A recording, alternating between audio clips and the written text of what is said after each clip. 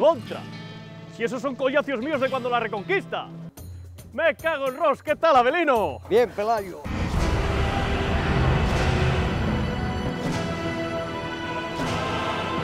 Tú empezabas cuando yo, ¿no? Sí. Sí, ahí estamos. La que armemos, ¿eh? La que armemos con 4 piedras. Era gorda, ¿eh? Era gorda, sí. ¡Fumba! Si nos meten a ti y a mí en perejil, la que armemos. Conquistámoslo todo. ¡Buah! ¡Rumba! ¡Push Asturias! ¡Imanes! ¡A por los morucos! ¡Morrillazo!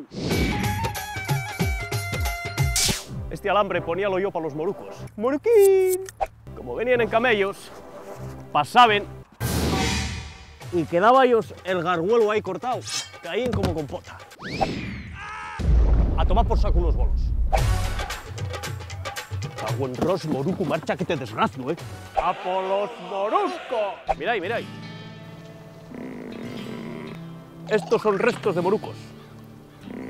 Enllenemos el llavadero con callos en oreña, metimos 3 o 4 morucos y desficiéronse.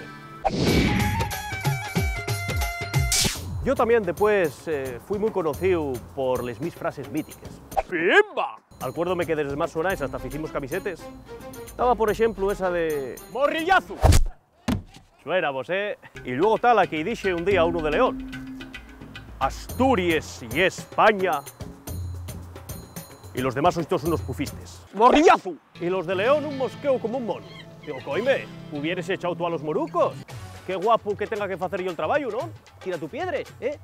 ¡Pim, pam! Y ellos decían, y es que aquí en León no hay tantas piedras.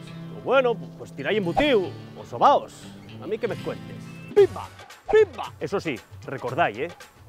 Seas cristiano o musulmán, ¡rimba! Lo guapo ye que eres. ¡Morrillazo! ¡Coño, que